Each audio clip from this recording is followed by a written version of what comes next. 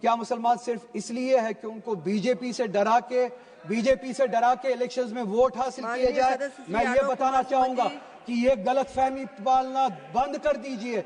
मुसलमान किसी से डरने वाले हैं नहीं, न वो बीजेपी से डरते हैं न किसी से डरते हैं। Thank you madam chairperson. मेरे पास वक्त उतना ज़्यादा नहीं है, कम है, मैं पॉइंट पे आ जाता हूँ। हैरत हुई जब एक पैराग्राफ सुना भी और फिर पढ़ा भी पेज 19 में, जो प्रेसिडेंशियल एड्रेस में जम्मू कश्मीर के हवाले से जिक्र किया गया और ये बताया गया कि 370 हटाने के बाद वहाँ पे पार्लियामेंट इलेक्शन भी हुआ और असेंबली इलेक्शन भी हुआ। ताजुब है कैसे इस मुल्क को बेवकूफ़ बनाया जाता है। ये कोई पहली बार नहीं है कि असेंबली का इलेक्शन, पार्लियामेंट का इलेक्शन जम्मू कश्मीर में हुआ हो। 370 के होते हुए भी होता था, आपने नाजायज़ तरीके से 370 हटाया, उसके बाद भी इलेक्शन हुआ। 370 के दौरान भी लोगों ने जमहूरियत पे यकीन दिखाया, जमहूरियत के ज़रिए अपने फैसले किए, और 370 के हटाने के बाद भी लोगों ने जमहूरियत के ज़रिए जवाब दिया। वो इलेक्शन होना कोई पहली बात नहीं है, कोई ख़ास बात नहीं है। इलेक्शन इससे पहले भी हुए, आज भी होते रहे, होते भी रहेंगे। जो चीज़ बतानी चाहिए थी, जो बताई नहीं गई प्रेसिडेंशियल एड्रेस में, कि जम्मू कश्मीर में 370 हटाने से क्या नुकसानात हुए, 370 के होने से क्या फ़ायदे थे, जो बात मुल्क को बताई नहीं जाती है, जो बात इस ऐवान को बताई नहीं जाती है, जो बात उस प्रेसिडेंशियल एड्रेस में होनी चाहिए थी, जिसका जिक्र नहीं हुआ। कुछ पॉइंट्स की तरफ मैं इशारा करूंगा। जो बात होनी चाहिए थी, हकीकत ये थी कि ह्यूमन डेवलपमेंट इंडेक्स अगर आप उठा के देखें, 370 के होते हुए और 370 के बाद, 370 के होते हुए जम्मू कश्मीर कोई पिछड़ा राष्ट्र, पिछड़ा हुआ राज्य नहीं था, पसमानदा रियासत नहीं थी। 370 के होते हुए HDI के इंडेक्स पे, ह्यूमन डेवलपमेंट इंडेक्स पे जम्मू कश्मीर का शुमार 6ठे रियासत का होता था। अगर आप कंपेयर करें उन रियासतों से जहां पे बीजेपी गवर्न करती है, बिलखुसूस आपकी मखसूस और ख़ास रियासत गुजरात, जहां पे जम्मू कश्मीर का ह्यूमन डेवलपमेंट इंडेक्स 370 के होते हुए जम्मू कश्मीर का 0.712 था, वहीं पे गुजरात का वहां से ज़्यादा कम था, जो कि 0.677 में था। हरियाणा का जम्मू कश्मीर से कम था, 0.702 पे। उत्तर प्रदेश का उससे भी कम था, 0.596 पे। मध्य प्रदेश का जम्मू कश्मीर से बहुत ज़्यादा कम था, 0.606 पे। बिहार का 0.76 पे। काश उस तरफ तवज्जो दी होती। जम्मू कश्मीर पे जो तोहमतें लगाते हो, जो जबकि हकीकत कुछ और है। 370 के होते हुए जम्मू कश्मीर इन सब रियासतों से, जिसमें आपकी गुजरात भी शामिल है, बहुत ज़्यादा बेहतर थी। पॉवर्टी राइट 370 के होते हुए, जिसका जिक्र यहाँ पे नहीं हुआ, जो बताया जाना चाहिए था। जम्मू कश्मीर जो इस मुल्क की सर्वे हुई है, आखिरी सर्वे हुई है, जम्मू कश्मीर में 10.3% पे थी, जो कि गुजरात से कहीं ज़्यादा बेहतर है। गुजरात जहाँ पे 16.6 की पॉवर्टी रेट है, परसेंटेज है। यूपी की 29.4% है। मध्य प्रदेश की 31.7 पॉवर्टी परसेंटेज है। बिहार की 33.7 और 370 के होते हुए उसी मुकाबले में जम्मू कश्मीर की सिर्फ और सिर्फ 10.3 पॉवर्टी रेट थी। ये बताना आप भूल गए।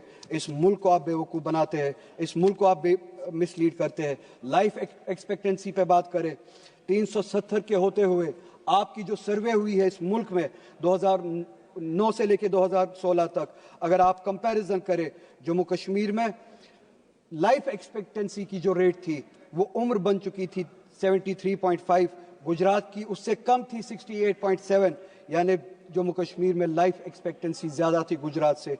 हरियाणा में 69.4, यूपी में 60.3, मध्य प्रदेश में 60.2, बिहार में 68, और इस सब के मुकाबले में इन सबसे ज़्यादा कश्मीर में थी 73.5। एजुकेशन के हवाले से आप बात करें, एक ही इंडिकेटर की मैं बात करता हूं, gross enrolment ratio for higher education. जो हायर एजुकेशन में लोग दाखिला लेते थे, एनरोल करते थे, जम्मू कश्मीर में इन सब रियासतों से ज्यादा थी 370 के होते हुए।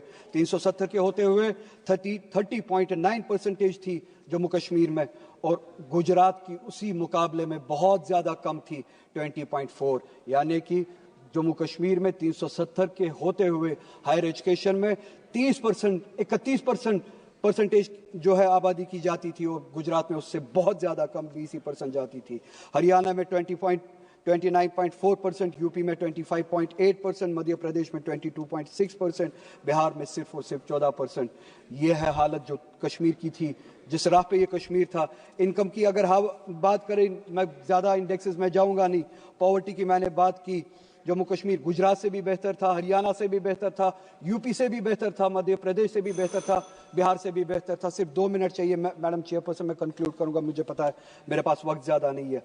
पोस्ट एब्रोगेशन का डाटा, एक ही इंडिकेटर उठाते, ये सारे इंडिकेटर्स 370 के होते हुए जो यहाँ पे बताया नहीं गया, पोस्ट एब्रोगेशन का इंडिकेटर एक ही अगर उठाए, एम्प्लॉयमेंट का, चूंकि मेरे पास वक्त नहीं है, उसी रियासत में जहां पे ये इंडिकेटर्स थे, आज एम्प्लॉयमेंट जो रेट है वो 32% पे पहुंची है। पहली बार हमने देखा है। यह 370 हटाने का नतीजा। 370 हटाने के बाद यह बताया गया, मुल्क को बेवकूफ बनाने की कोशिश की गई कि इलेक्शंस हुए। इलेक्शंस उससे पहले भी होते थे। यह नहीं बताया कि इलेक्शंस के जरिए लोगों ने वहां पे क्या पैगाम दिया।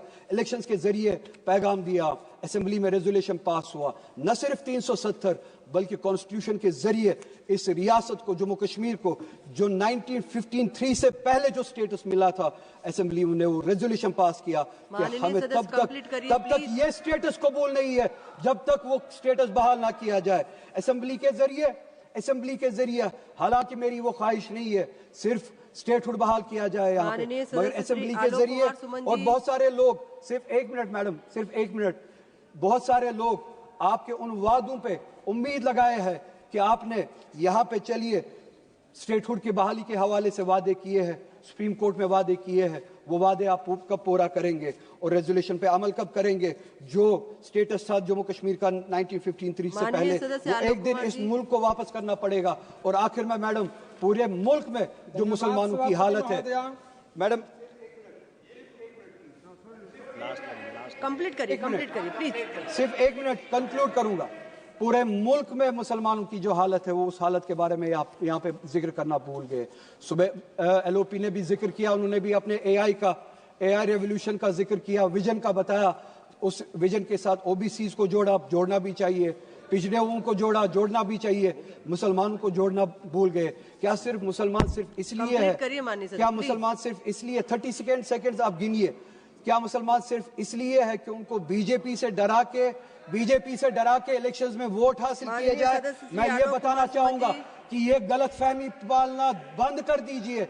मुसलमान किसी सीट से डरने वाले हैं नहीं, न वो बीजेपी से डरते हैं न किसी से डरते हैं। वो अगर डरते हैं तो सिर्फ और सिर्फ इसी बात से डरते हैं कि जिस तरह का रवैया आरएसएस और बीजेपी। मैं आपका आभार व्यक्त करता हूं कि आपने मुझे महामहिम राष्ट्रपति जी के अभिभाषण के